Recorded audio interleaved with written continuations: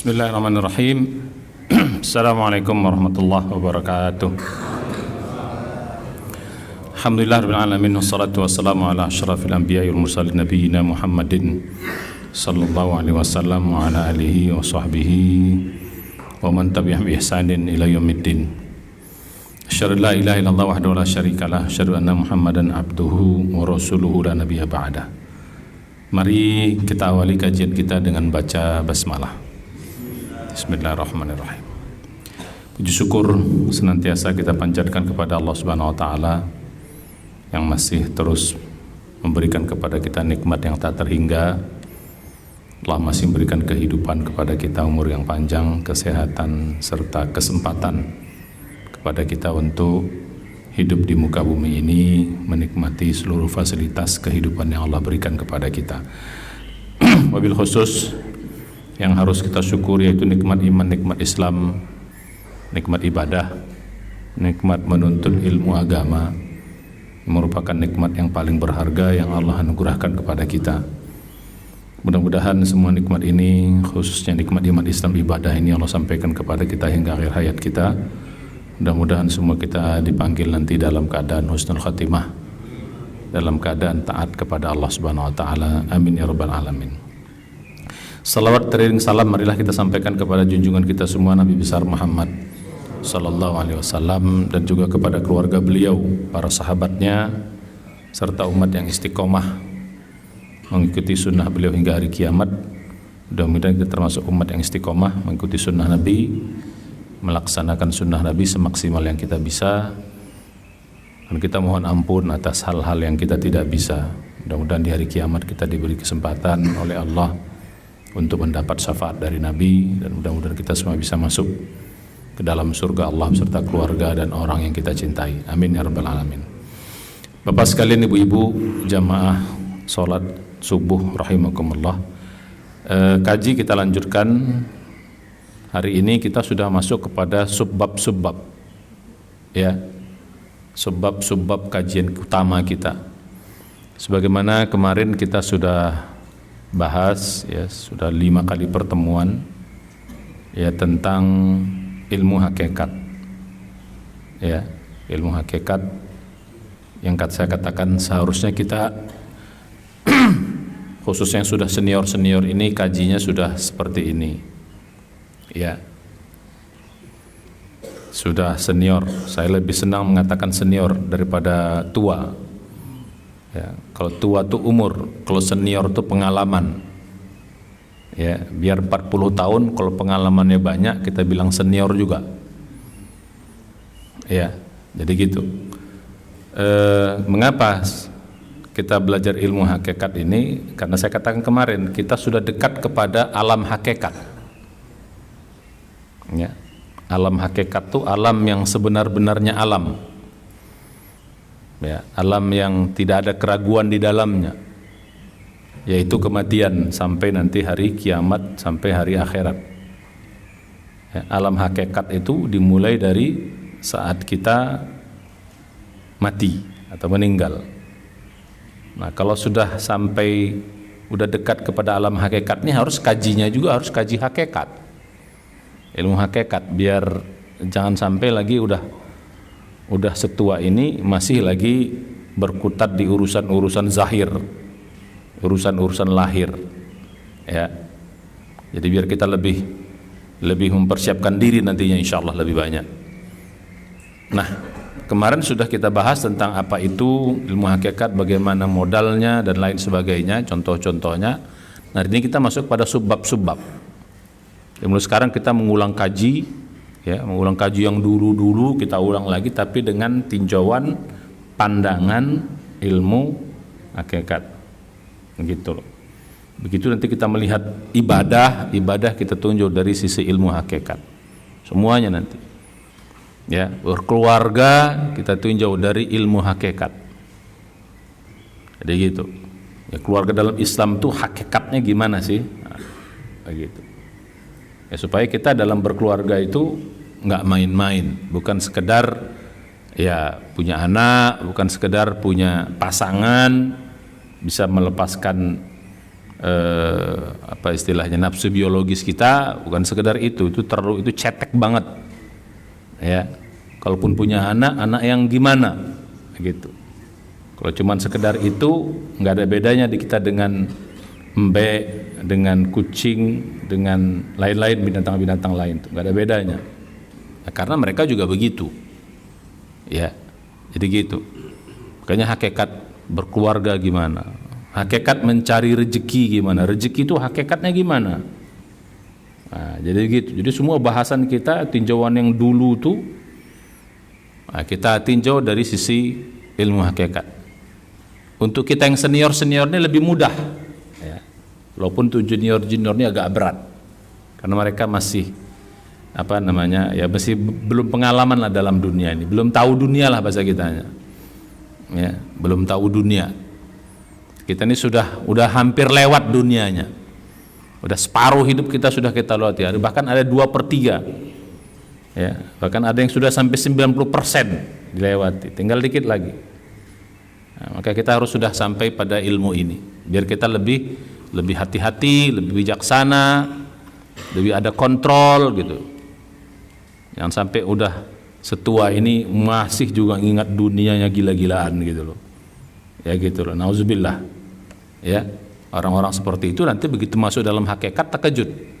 Ya, baru pengen balik lah, pengen dipanjangkan umur lah, pengen tobat lah. Cuman sayang terlambat. Ya, termasuk juga ibu-ibu gitu loh. Udah tua masih juga hawa nafsu dunianya gila-gilaan gitu. Masih juga ngumpulin harta, masih juga ya. Masih juga bakhil. Masih juga takut suami kawin lagi. Ada. Ya, jadi gitu tuh.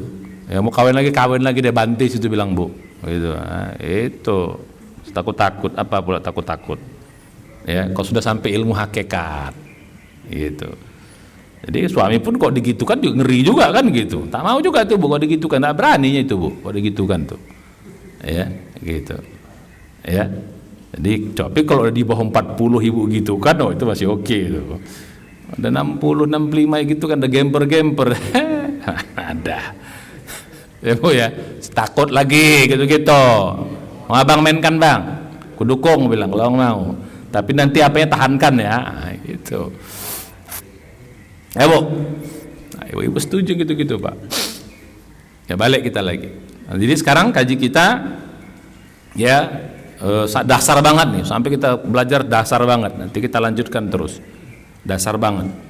Yaitu apa hakikat Allah menciptakan alam semesta, termasuk menciptakan manusia di dalamnya, ciptakan alam semesta ini.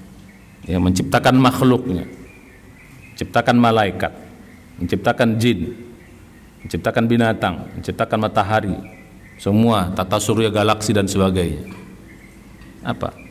Ya biar kita masuk nanti, baru kita masuk nanti pada beberapa sifat-sifat utama Allah gitu. Biar makin dalam berapa sifat-sifat utama Allah. Dari yang 99 atau yang lebih lagi yang dijelaskan dalam Al-Qur'an dan hadis gitu. Ya, jadi gitu. Sehingga kita makin, jadi untuk bisa mencapai ilmu hakikat tuh harus ke sana nanti. Ya, jadi begitu. Nah, jadi ada 3 ya. Mengapa Allah menciptakan alam semesta ini? Ada sih 3. Ya sebenarnya banyak, tapi kita ringkas saja utamanya itu 3. Ya, utama 3. Yang pertama, Allah menciptakan alam semesta ini tujuannya, hakikatnya adalah agar Allah bisa memberikan rahmatnya kepada makhluknya. Jadi gitu. Agar Allah bisa, ya kalau Allah sendiri, siapa yang tahu Allah Maha Pengasih, Maha Penyayang? Siapa yang tahu? Nggak ada yang tahu. Siapa yang bisa melaksanakan kehebatan Allah? Siapa yang bisa menikmati atau merasakan maha kasih sayang Allah itu? Maha Rahman Rahim Allah, siapa yang bisa rasakan? Maha Rahmatnya Allah, siapa yang bisa? Makanya Allah ciptakan alam semesta. Ya, jadi tujuannya, hakikatnya Allah menciptakan alam semesta. Yang paling utama tuh di sini agar makhluknya itu bisa merasakan, kasih sayang, rahmatnya. Ya, jadi gitu. Allah ciptakan kita biar kita merasa, oh ternyata Allah itu Maha Pengasih, Maha Penyayang. Karena Ar-Rahman Ar-Rahim ini sifat utama dan sangat utama bagi Allah Subhanahu wa taala. Ya, Maha Pengasih, Maha Penyayang, Maha Pemberi. Jadi begitu. Itu yang pertama. Jadi Allah ciptakan semua ini biar Allah merasa. Kalau nggak Allah ciptakan, bagaimana kita bisa merasakan? Makanya nanti salah satu nikmat terbesar kita itu adalah kita diberikan hidup, gitu. Adanya kita ini udah the best. Dengan kita hidup ini, kita bisa merasakan nikmat Allah yang begitu hebat. Makanya orang yang bunuh diri itu Allah paling tidak suka. Udah dikasih hidup, gitu. Tapi Ustadz, saya susah. Di balik kesusahan itu banyak rahmat Allah Subhanahu wa taala. Tapi saya menderita, di balik penderitaan itu banyak rahmat Allah Subhanahu wa taala. Kenapa kau tahu tak kau cari? Kenapa tak kau renungkan? Gitu loh. Dibandingkan kesulitanmu itu, dibandingkan penderitaanmu itu nikmat jauh lebih besar daripada itu. Maka bersyukur kita dikasih hidup. Kalau nggak ada hidup nggak bisa kita rasakan. Bagaimana nikmat Allah yang begitu besarnya? Saya ngerasakan nggak? Jadi nikmat terbesar kita sebagai manusia adalah kita dikasih hidup. Kalau nggak hidup kita nggak bisa beriman, kita nggak bisa ibadah. Kalau kita nggak hidup, nah ini biar kita bisa supaya nanti penderitaan yang kecil-kecil ini cemen banget, gitu loh, receh gitu loh bahasa kitanya, dibanding dengan nikmat yang begitu besar yang Allah berikan sama kita. Jadi yang pertama, jadi hakikat atau tujuan Allah menciptakan alam semesta adalah agar makhluknya itu merasakan rahmatnya Allah, kasih sayang. Karena sifat utama Allah adalah Ar-Rahman, Ar-Rahman, Ar-Rahim. Nah, yang kedua, Allah ciptakan alam agar dia dikenal, agar Allah itu dikenal. Kalau tak ada makhluknya, siapa yang mengenal Allah? Kalau Allah sendiri di bentangan, apa kita bilang, semesta atau di luar semesta ini, nggak ada yang mengenal Allah. Maha hebatnya, maha kasih sayangnya, maha ininya, maha ini, siapa yang kenal? Kalau dia tidak ciptakan, ya. Cuman jangan pakai logika manusia. Kita belajar hakikat. Kalau logika kita, kalau gitu Allah pengen terkenal dong. Manusia kan suka begitu kan, yang terkenal dong. Emang lo main TikTok biar terkenal? Emang lo bikin status ini macam-macam biar terkenal? Emang lo jadi YouTuber pengen terkenal? Nah, jangan pakai logika itu, ya. Kalau logika manusia, yang terkenal tuh untung. Kalau dikenal tuh untung, yang rugi itu yang mengenal, kan begitu. Untung saya kalau terkenal, untung saya kalau terkenal. Oh, Ustadz Sambo hebat. Oh, mana-mana orang, Ustadz Sambo ganteng misalnya gitu kan. Misal, ya, jadi gitu. Oh, di mana-mana. Oh, disiapkan ini. Oh, dikasih makan, dikasih apa? Minumannya pun mantap. Teh pahit gitu kan, lumayan lah. Gitu. Mana-mana disambut, mana-mana ini, mana-mana orang pengen selfie. Untung kita. Itu logika manusia. Yang beruntung, yang dikenal. Makin dikenal dia, makin beruntung dia, makin mudah. Makanya orang pengen terkenal. Walaupun kadang-kadang sampai melakukan perbuatan-perbuatan yang enggak. Ya, supaya yang penting dikenal aja. Sampai ada istilah bahasa Arab itu bul ala zamzam tu'raf. Bikin kau yang aneh-aneh biar kau dikenal. Untung kau dikenal kau. Itu logika manusia. Tapi dalam ilmu hakikat, Allah tuh makin dikenal, yang untung yang mengenal. Allah gak butuh kita macam-macam. Yang untung tuh kita. Makin kenal kita sama Allah, makin dapat kita rahmatnya yang banyak. Kan Allah punya dua sifat, Rahman, Rahim. gitu loh. Jadi makin kenal kita sama Allah, makin banyak kita merasakan nanti nikmatnya, makin banyak kita merasakan Rahman, bukan hanya Rahman ya, tapi juga Rahimnya.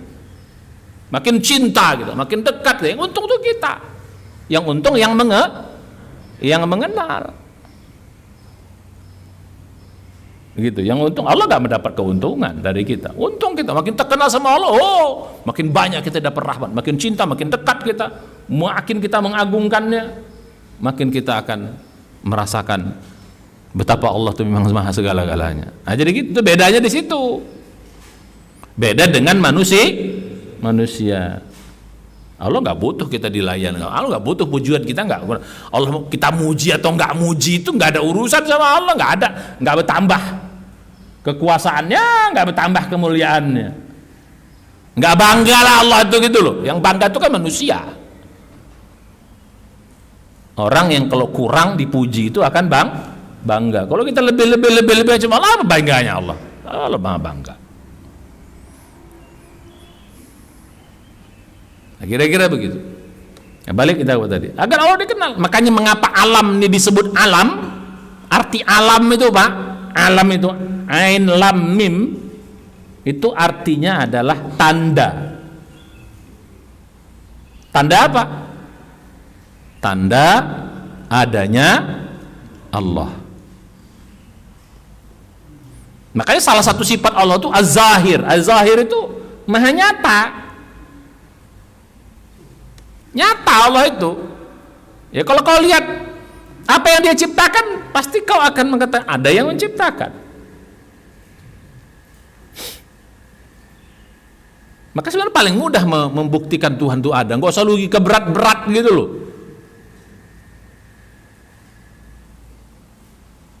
Ateis itu sebenarnya hati kecilnya mengakui Tuhan itu ada, cuman dia kesombongannya ya dia menolaknya.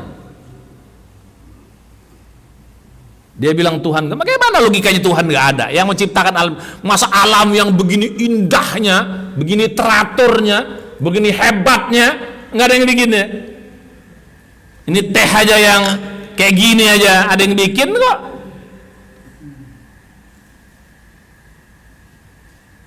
Ada yang bikin,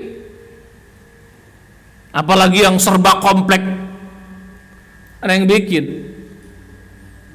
Jadi begitu. Jadi Allah cipta, maka alam disebut alam nih. Makanya Allah suruh lihat alam ini biar kau sampai kepada yang menciptakannya. Lihat bekas-bekas athari rahmatillah. Kau lihat nih bekas-bekas ciptaan Allah nih, rahmatnya ini. Sampai kemarin nggak sulit. Makanya kalau sama orang ateis itu paling gampang berdebatnya. Kalau dia bilang coba buktikan Tuhan itu ada, balik coba kau buktikan Tuhan itu tak ada, balik coba. Lebih capek dia buktikan Tuhan nggak ada. Kalau kita paling mudah, sederhana. Setiap yang ada pasti ada yang mengadakan, paling sederhana. Ini ada yang mengadakan. Bagaimana mungkin yang zero, nol, nggak ada menciptakan? Ada. Dari nggak ada menjadi, bagaimana mungkin? Dari nol bisa menghasilkan satu. Coba nol Pak, dia apa-apain? Nol tambah nol tambah nol tambah nol tambah nol tambah nol, berapa hasilnya? Jadi satu. Nol kali nol kali nol kali nol kali nol, terus jadi berapa? Nol pangkat nol pangkat nol pangkat nol. Jadi berapa? Ngapain? Bagaimana mungkin dari tidak ada ujuk-ujuk jadi ada? Kalau tidak ada yang, kan logika paling sederhana. Jadi ketika ada berdebat seorang yang bertuhan, ya, mengakui adanya Allah, adanya Tuhan, dengan dia undang ke rumahnya, datang ke rumah, ya, dia siapin makanan, mantap kali makan kau, siapa yang bikin nih? Enggak, tiba-tiba jadi begini makanan di sini. Aku juga bingung, bangun-bangun aku, ada nih semua nih. Maka aku siapkan sama kau. Gak ada, mungkin lah kau masa. Iya. Ujuk-ujuk bangun aku, ada semua nih, makan yang enak nih. Wah, akhirnya berdebat, enggak percaya aku bohong. Enggak, betul, masa aku bohong? Iya. Akhirnya dia bilang, nah kau aja yang kayak gini sederhana, kau bilang ada yang nyampaikan kemari. Gimana alam semesta yang begini hebatnya enggak? nggak ada yang nyampaikan itu ada jadi begitu, baru dia mikir, oh iya juga ya. Dia baru sadar. Coba buktikan Tuhan itu nggak ada. Karena nggak bisa ditengok. Emangnya semua yang tidak bisa ditengok itu nggak ada? Nggak bisa diraba, nggak bisa dirasa. Emangnya semuanya nggak bisa diraba, dirasa itu nggak ada? Nggak bisa diterawang. Emang uang apa? Jadi gitu. Akal kau, pikiran kau tak ku tengok, tak bisa kurasa, nggak ada akal kau. Kadang-kadang perlu juga gitu kan Pak Sikit. Tak ada akal kau. Jadi tidak semua yang tidak ada. Nah, jadi begitu. Ini jadi begitu. Lebih susah dia buktikan nggak ada. Apa mau dia? Gimana cara buktikan Tuhan nggak ada? Hanya gara-gara tidak bisa dilihat, tidak bisa dirasa, diraba, di ini. Bukan dia tidak ada. Banyak zat di alam semesta ini yang tidak bisa kita lihat, tapi dia ada. Angin ada dia. Oksigen, bisa kau rasa nggak oksigen tuh? Coba bisa dirasa nggak oksigen? Oksigen, nitrogen, hidrogen, itu rasa nggak? Mana bisa kita rasa? Bisa kau tengok nggak?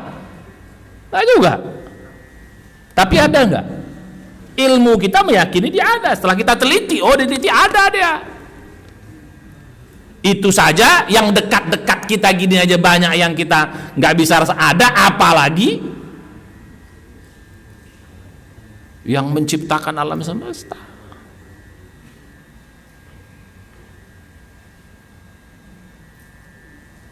Aku kalau nggak aku tengok nggak ada, bisa gitu bilang. Kau mau nengok Tuhan, dalam kepercayaan kami gampang kalau kau mau nengok Tuhan, gampang. Aku bisa buktikan bahwa Tuhan itu ada. Kalau kamu yang mau ngotot, kalau kau mau tengok bisa, tapi dalam agama kami ini keyakinan kami. Apa itu? Mati kau dulu. Kau tengok tuh nanti, gak percaya kok, kita coba. Coba, berani nggak dia Pak kira-kira? Aku udah percaya, aku udah yakin, maka aku nggak perlu mati dulu. Nanti aku beramal dulu, nanti aku hormati nengok Tuhanku, jumpa Tuhanku. Karena memang tugasku begitu. Nah kau sekarang kalau betul-betul, coba tes, betul nggak? Berani nggak Pak kira-kira? Berani nggak? Kalau dibalikkan manusia, oh aku udah yakin, nggak perlu aku buktikan, aku udah yakin. Dan aku nggak mau jumpa sekarang, karena aku disuruh untuk beramal dulu. Aku disuruh untuk memberikan kebaikan dulu yang banyak. Baru nanti aku jumpa sama Allah Tuhanku. Nah, jadi kalau nggak percaya kau bisa kau tengok dengan mata kepala kau sendiri bisa. Jumpa kau nanti kalau mau kau. Oh, baru agak begini terus ya kan? Agak dakwah perlu kan, kadang orang tuh perlu digitukan juga Pak. Tapi jangan awal-awal ini bahasa Medannya gitu loh, bahasa Jawanya ya iso kan, pelan-pelan lah. Nah balik kepada yang tadi. Jadi yang kedua, Allah menciptakan alam semesta, apa tujuannya? Apa hakikatnya? Untuk dikenal. Makin kita mengenal Allah, makin dekat kita, makin mengaguminya, makin kita memujinya. Tapi yang untung siapa? Yang untung siapa? Yang lagi-lagi makhluknya yang untung. Makin banyak dia dapat rahman dan rahim Allah itu. Makin kita, kalau awalnya mungkin kita dapat rahmannya saja, makin kenal kita, makin banyak kita dapat rahimnya. Makanya kalau kita mau lengkap mendapat rahmat Allah itu harus terus mendekat kepadanya, makin kenal. Maka kita disuruh apa nanti? Sarana untuk makin itu ada disuruh ibadah. Kalau kau ibadah, makin kenal kau sama Allah. Kalau kau ibadah, makin dekat kau sama Allah, makin tahu kau bagaimana zat yang maha kuasa ini. Makin dekat kau, bukan hanya kau dapat rahmannya, tapi kau juga akan dapat rahimnya.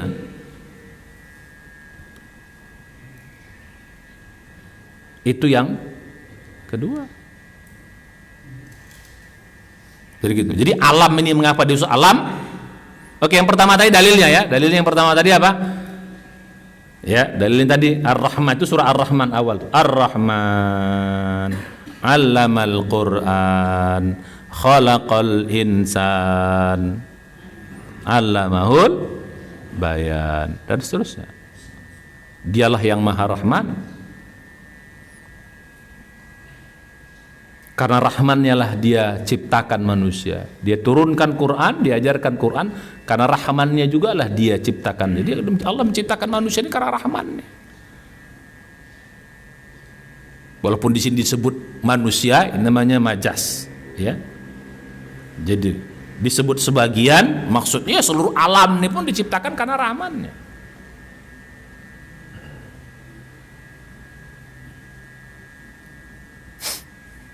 Jadi gitu, ini satu-satunya surat yang dimulai dengan nama Allah langsung. Setelah bismillah. Ini satu-satu surat yang langsung dimulai dengan namanya. Satu. Ya, jadi dua.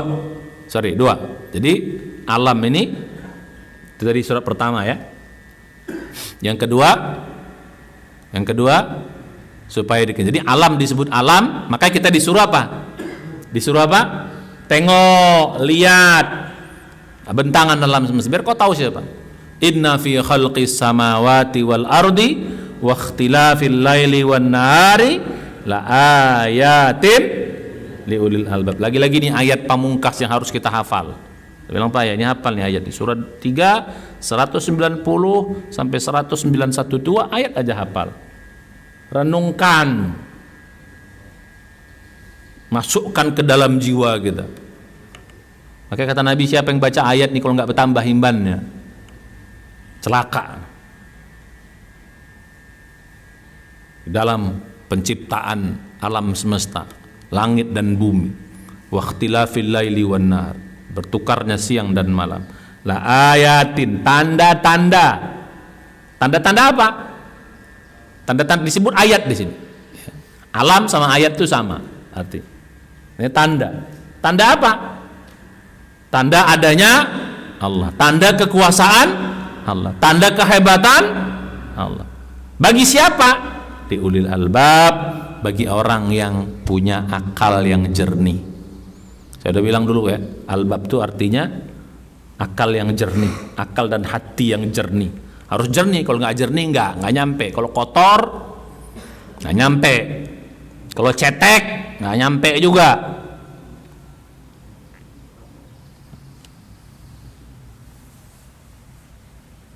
Jadi tanda-tanda kebenaran. Jadi lihat, maka semua harus kita pikir, nyampe kita sama Allah SWT. Yang nggak boleh dipikirin itu cuma zatnya Allah, begitu kata Nabi.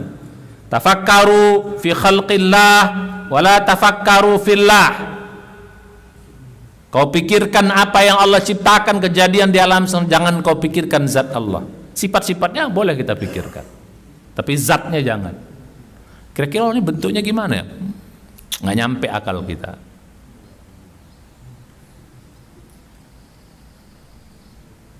Ya, gimana bentuknya, cemana dia, apa dia, jangan. Nggak nyampe akal kita. Kalau mau tahu dengan jelas kapan? Kalau mau tahu dengan jelas kapan? Mati dulu. Tes. Betul nggak Tuhan itu ada?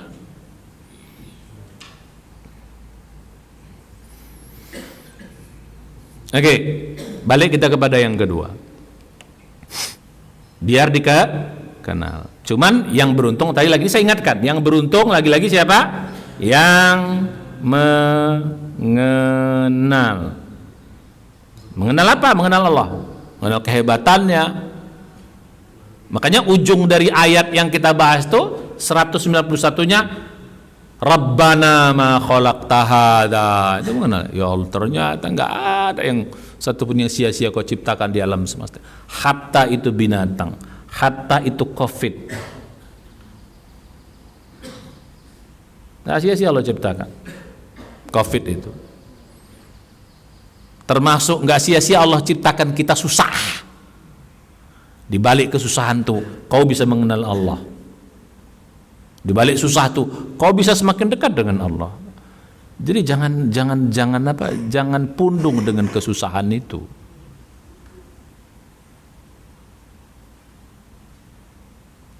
Makanya kalau ada orang makin susah tak kenal Tuhan, makin susah tak dapat rahmatnya, rugi 3 kali. Rugi berapa kali? 3 kali. Udah susah, menderita, Stres, capek, plus nggak dapat, orang bilang nggak dapat pelajarannya. Kalau kau ada kan sampai ada pepatah orang motivasi, kalau kau sudah kehilangan sesuatu, jangan kau kehilangan hikmahnya.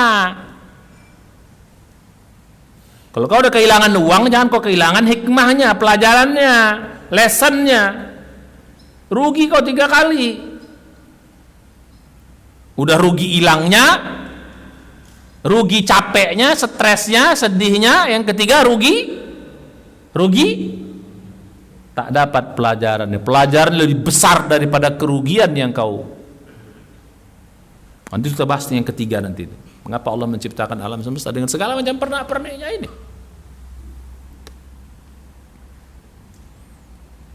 Dua. Jadi agar.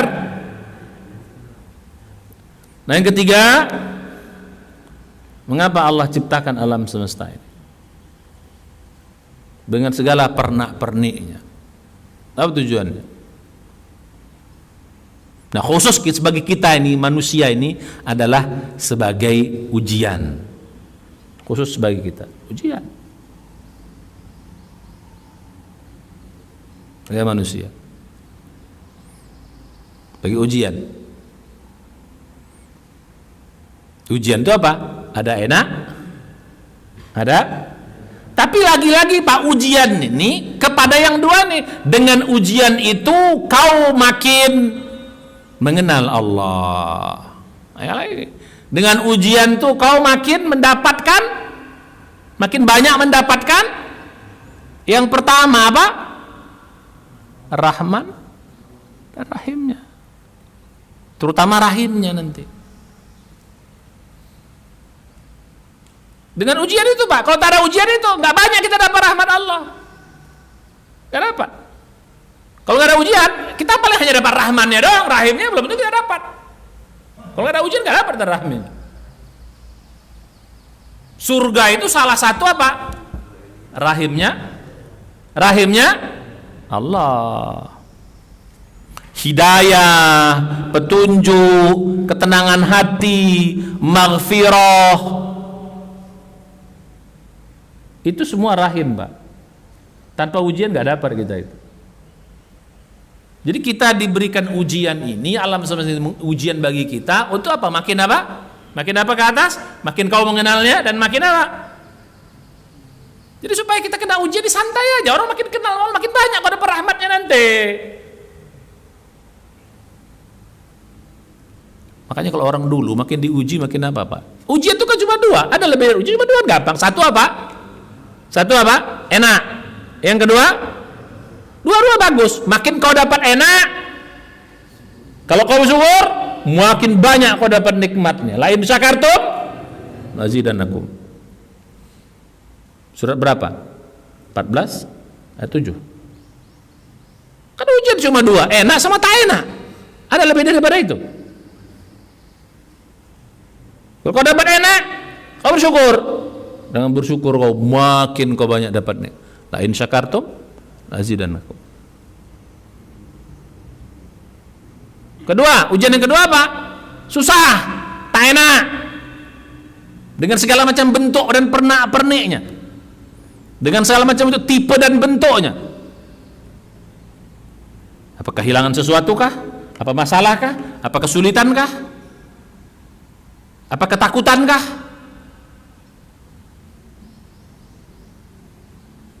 Kalau kau sabar, dapat juga kau. Itu jelaskan. Coba lihat dalam surat 2 mulai 195, 155, 156, 157. Walanabluwannakum bisyai'in minal khawfi wal ju' wa naqsim minal amwali wal anfusi wath thamarat wa basyiris sabirin alladzina idza asabatsum musibatun qalu inna lillahi wa inna ilaihi raji'un. Pasti kami akan menguji kalian, kata Allah, dengan kesulitan, bisai'in, dengan sesuatu, minal khauf, ketakutan, masalah dan sebagainya. Wal ju', dan lapar. Wa naqsim minal amwal, kehilangan, kekurangan harta, anfus, jiwa mati, meninggal, sakit. Wa thamarat, kehilangan makanan dan sebagainya. Walaupun disebut sebagian, maksudnya kehilangan apapun nanti semuanya. Tapi wa basyiris sabirin, kasih kabar gembira kepada orang-orang yang sabar. Allah bukan suruh nangis loh Pak. Ayat ini bukan disuruh nangis. Kasihlah nangis, menangislah, enggak, bergembiralah. Kena musibah kok disuruh gembira, aneh kan? Aneh enggak? Coba Pak, aneh enggak? Kena musibah, kena kesulitan, kena penderitaan, kena kehilangan, disuruh. Inilah hakikat. Nah, ini belajar sama hakikat tuh begitu. Dan hakikat. Kok disuruh gembira sama Allah? Karena nanti ujung ayat itu dapatnya. Kau dapat apa? Mengapa kau disuruh gembira ketika kau mendapat kesulitan, kau kehilangan, penderitaan? Kenapa kau disuruh gembira? Ayat 157-nya menjelaskan, ulaika alaihim sholawatun mir rabbihim wa rahmah wa ulaika humul muhtadun. Dahsyat. Mengapa kau gembira? Karena kau akan dapat satu, sholawatun mir rabbihim. Kau akan dapat sholawat. Sholawat itu penghormatan tertinggi. Derajat kau naik di sisi Allah. Sholawat itu termasuk juga pengampunan. Macam-macam lah, lengkap di sisi sholawat itu. Penghormatan, pengampunan, derajat tinggi. Maka kita disuruh bersolawat kepada Nabi, itu artinya supaya Allah mencurahkan derajat yang tinggi kepada Nabi. Cuma itu enggak, ada lagi yang kedua, rahmah. Ini rahmah nih Pak. Mengapa disuruh gembira? Di samping kau dapat solawat, penghormatan tertinggi dari Tuhanmu, yang kedua kau dapat rahmatnya, dapat cintanya. Coba hilang, dapat rahmat Allah. Sebenarnya jadi bertambahnya rahmat Allah itu gara-gara apa? Gara-gara apa di sini? Gara-gara musibah. Kalau tadi gara-gara apa? Dapat rahmat yang makin banyak. Gara-gara bersyukur. Apakah itu? Tidak. Wa ulaika humul muhtadun, akan senantiasa diberi petunjuk oleh Allah Subhanahu wa taala. Jadi kalau dapat begini harusnya apa? Kena musibah itu harusnya apa? Nangiskah kata Allah? Nangis enggak? Enggak, disuruh apa? Wa basyiris sabirin, kasih kabar gembira. Makanya Pak, kalau orang ketemu orang yang susah jangan ikut nangis. Ya kali gua Aisyah menderita kan. Kau tak menangis menderita. Kasih kabar gembira. Mantap kau ya, hebat kali kau. Dahsyat.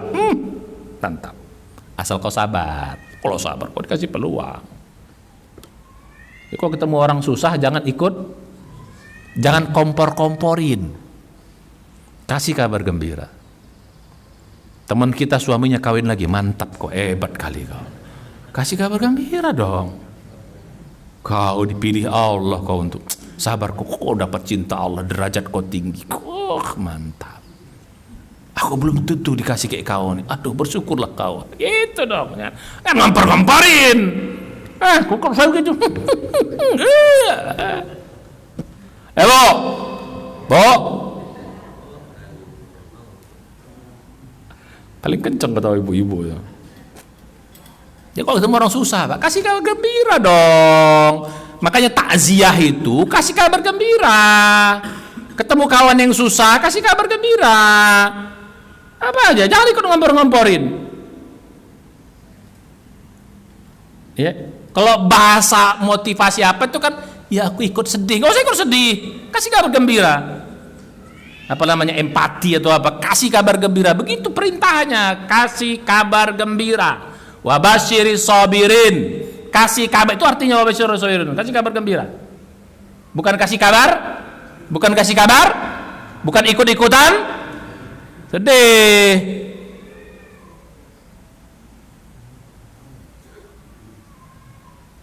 Jadi dapat nikmat syukur makin bertambah, kita merasakan rahmat dan nikmat Allah. Kena musibah kita sabar, makin banyak juga mendapatkan.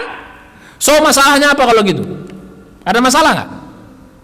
Makanya kata Nabi, ajaban li amril mu'min, sungguh mengagumkan kalau orang-orang beriman tuh ngagumkan semuanya. Nggak ada yang susah bagi dirinya, nggak ada yang buruk bagi diri mereka, semuanya baik bagi orang beriman itu.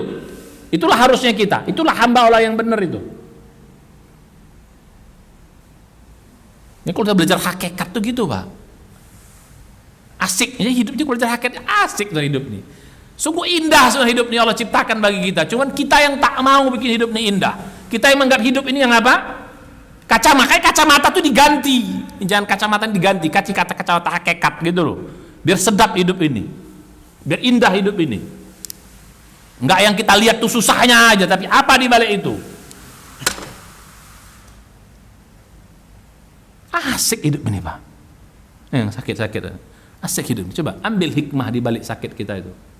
Ambil hikmah di balik sakit itu. Yang bilang tadi, jadi kalau ada orang kena musibah tak dapat hikmahnya, nggak dapat hakikatnya, rugi berapa kali? Itu di dunia loh rugi 3 kalinya. Di akhiratnya nauzubillah. Itu di dunianya rugi 3 kali. Rugi hilangnya. Yang kedua, rugi capeknya, stresnya, sakitnya, menderitanya. Yang ketiga, rugi tak dapat ko hikmahnya, tak dapat ko hakikatnya. Itu di dunia. Di akhirat nauzubillah.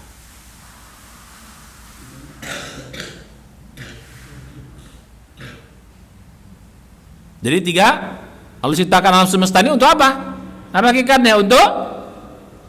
Untuk ujian dalam konteks kita manusia. Dengan ujian itu kita makin apa tadi? Makin mengenalnya. Dengan ujian itu kita makin mendapatkan rahmat yang banyak dari Allah. Tanpa ujian nggak bisa.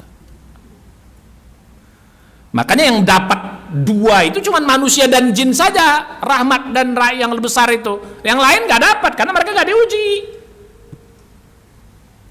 Malaikat nggak dapat, binatang nggak dapat, semua makhluk nggak dapat kecuali jin dan manusia karena kita diuji. Kita yang dapat ujian nih, maka kita yang dapat rahmat. Jadi kalau mau dapat rahmat rahim Allah yang full itu, lewati ujian itu.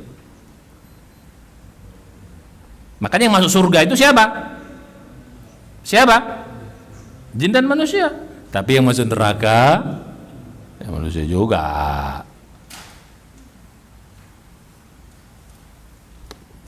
Jadi termasuk Allah ciptakan neraka juga agar dikenal bahwa Allah itu sifatnya apa? Dzu iqabin alim.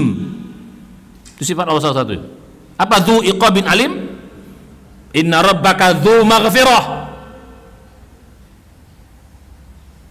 Allah itu maha pengampun, tapi juga apa?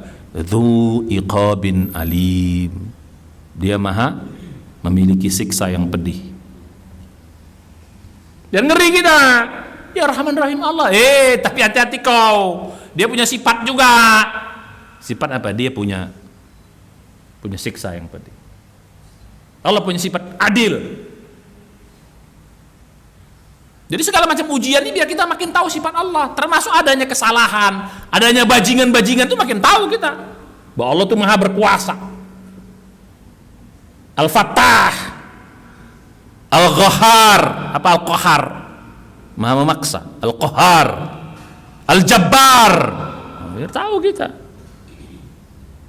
Kalau semua orang baik kan nggak dapat itu Pak, nggak nampak gitu-gitunya. Dari mana kita tahu Allah itu Al-Jabbar?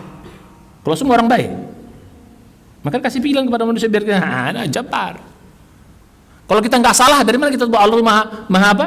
Maha Ghafar, Maha Ghafur. Dari mana kita tahu Allah maha pengampun kalau tak ada yang salah? Semua baik manusianya. Kita tahu Allah maha pengampun. Jadi ujian-ujian ini termasuk kesalahan-kesalahan itu adalah untuk makin mengenal. Maka kalau ada orang bikin dosa,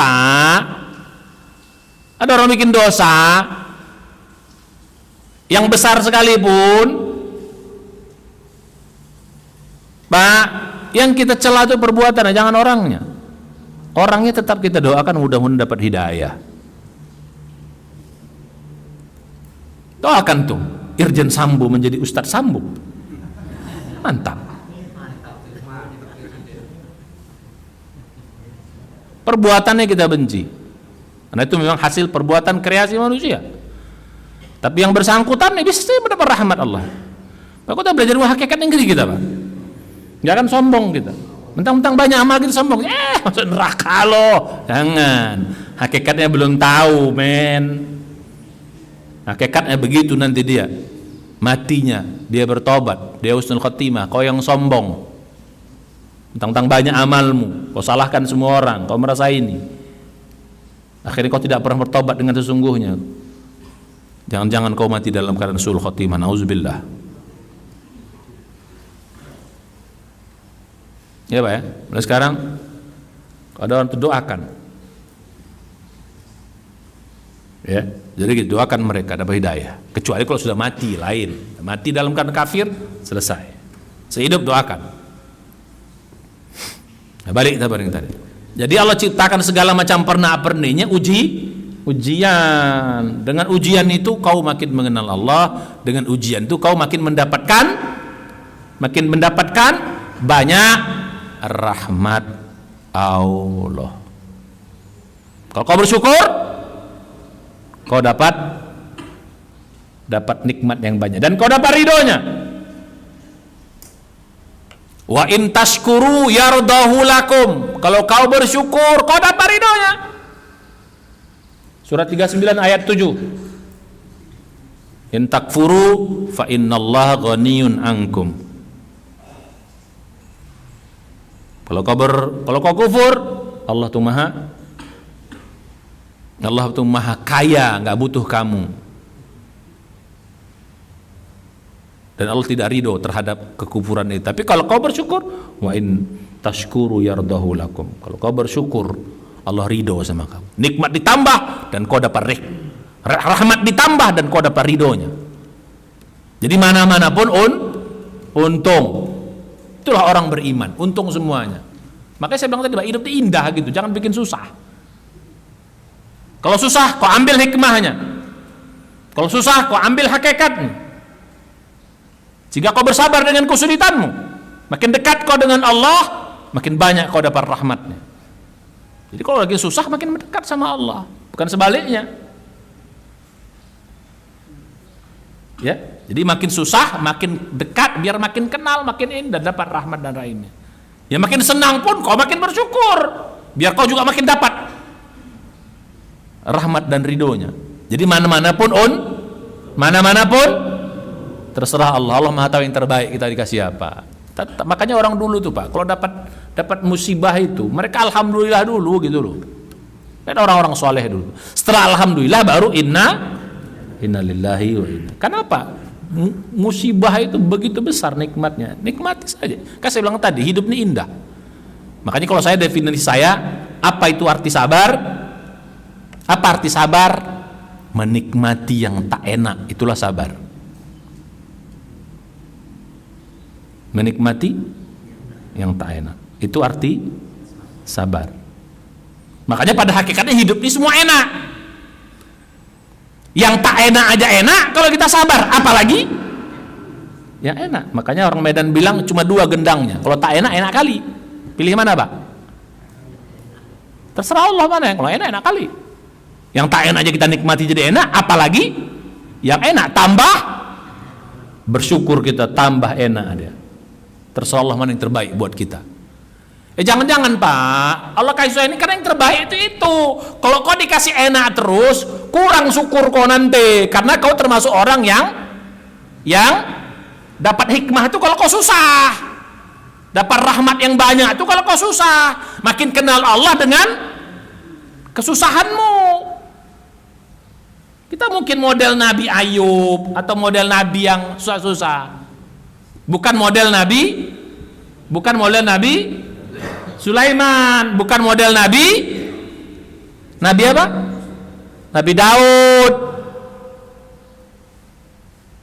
Bukan model Nabi itu kita. Makanya Nabi yang enak tuh Pak, dari segitu banyak Nabi cuma 2. Daud pun awalnya susah, ujungnya aja. Kalau Sulaiman tuh dari awal dia senang.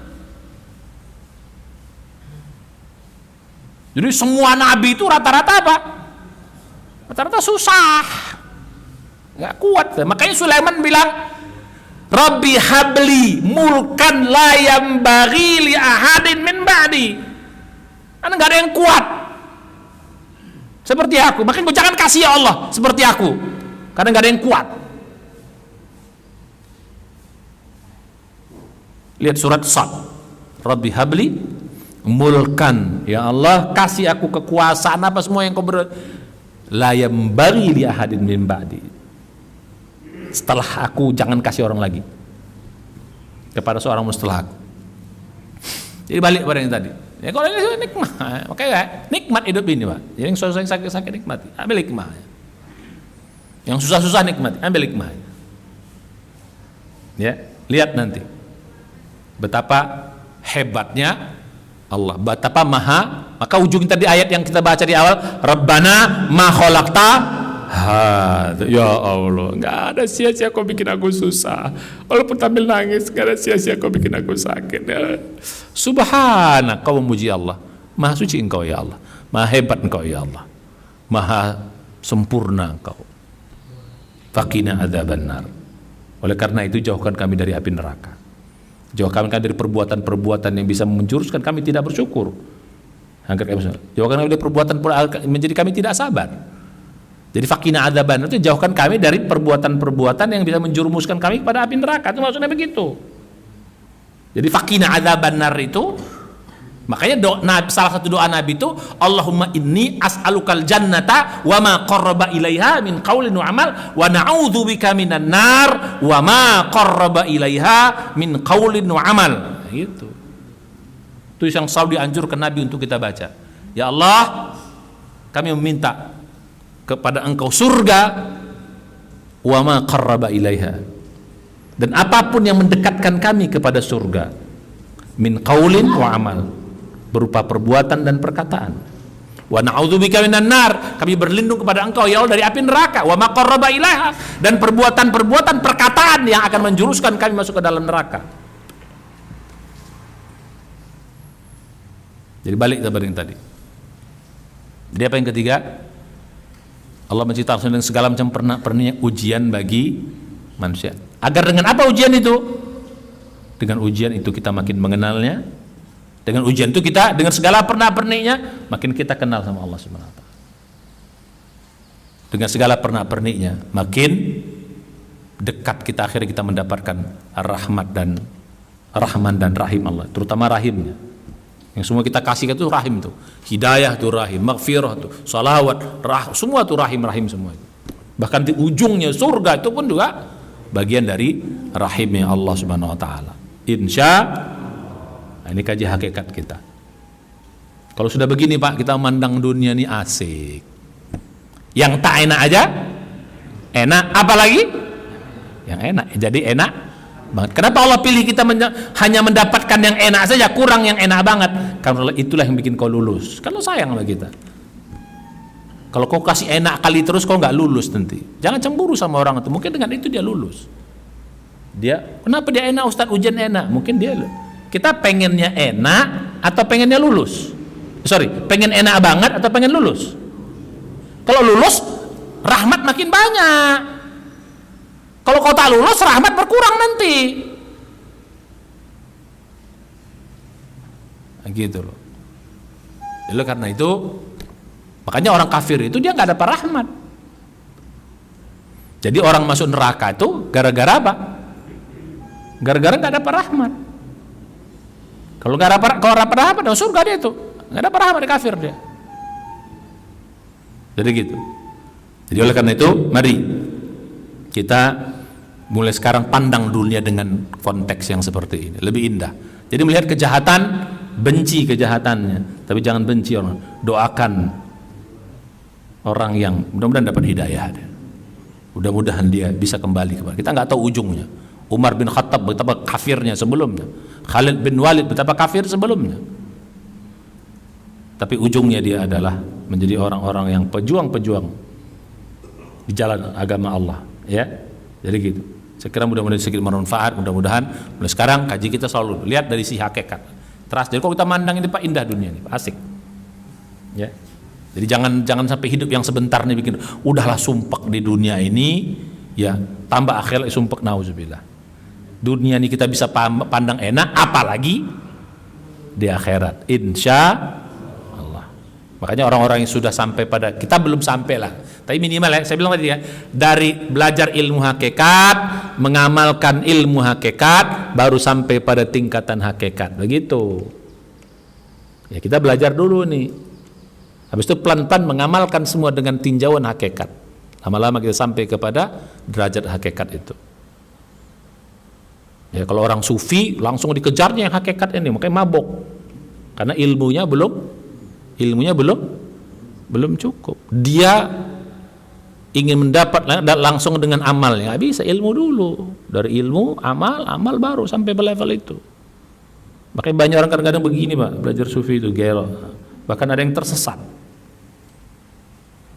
gitu loh, karena nggak cukup ilmunya, langsung ujuk-ujuk amal dulu, mabok dia. Ya, suruh tinggalkan dunia, suruh ini, suruh apa, mabok dia. Ya, jadi gitu. Nah, jadi pertama kita pahami ilmu hakikat, yang kedua beramal sesuai dengan ilmu hakikat itu. Itu lebih nikmat. Baru yang ketiga, insyaallah kita sampai pada derajat itu. Begitu sampai pada derajat itu Pak, orang yang sampai derajat hakikat itu mati itu senyum Pak. Malah mati itu mereka persiapkan. Karena hakikat kematian itu jumpa sama Allah. Masa kau jumpa sama Allah kau takut?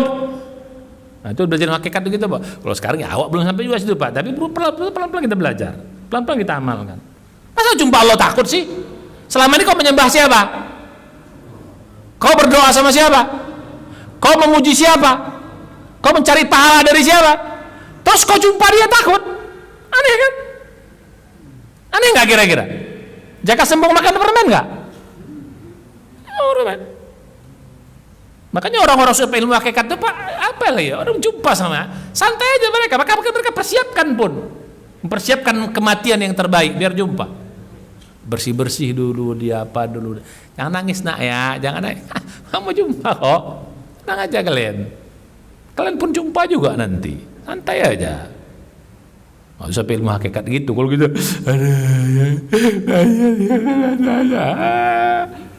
apa kita ini? Sudahlah jumpa sama yang kita sembah, yang kita puji, disiapkan pula lagi nanti ganti dari semua yang ada di surga.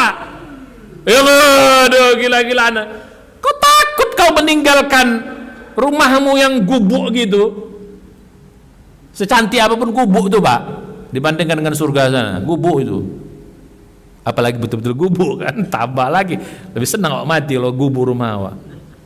Cuma awak ini ngontrak-ngontrak nih Pak, enak awak mati ini Pak. Nggak berat awak meninggalkan rumah awak, enak ngontrak ini.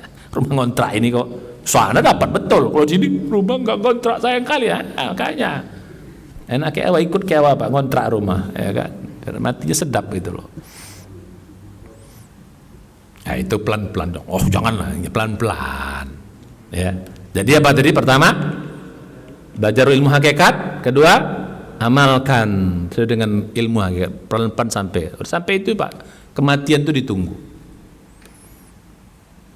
Itulah makna inna sholati wa nusuki wa mahyaya wa mati. Matinya pun ikhlas. Kalau kita mati nggak ikhlas Pak, betul nggak? Kita semua mati itu terpaksa. Kadang malaikat udah datang, terpaksa kita mati. Ya udahlah datang, dia mau beli buatlah, matilah. Ya kan? Datang dia. Kalau orang tuh enggak, matinya ikhlas lah. Orang ketemu Allah kok apa juga? Masa ketemu Allah kok takut? Ketemu zat yang disembah, yang dipuji, yang kita mengharap ridhonya, yang apa? Selalu kita berdoa kepadanya. Nanti habis itu setelah jumpa dia siapkan tempat yang terbaik di surganya. dengan segala macam isi yang menakjubkan, yang semua diminta ada, memuaskan seluruh hawa nafsu kita dalamnya ada. Ulah takutnya. Kalau sudah sampai ilmu hakikat, insya Allah mudah kita sampai pada derajat itu. Amin ya Rabbal amin. Ya Pak, santai aja, tenang aja. Geleng hidup ini. Geleng itu apa? Kalau orang Medan itu geleng itu kecil. Kira demikian, mudah-mudahan bermanfaat. Mari kita baca hamdalah. Ya Bu ya, geleng Bu ya. Nah, aman tuh Bu, cuma kalau mantap, mainkan bilang. Udah sampai ilmu hakikat Ibu nih, mainkan bilang. Ya, jadi gitu. Saya kira demikian. Mudah-mudahan bermanfaat dan doa untuk majelis. Subhanakallahumma hamdika, sallallahu anta, astaghfiruka, tubu ilaih. Assalamualaikum warahmatullahi wabarakatuh.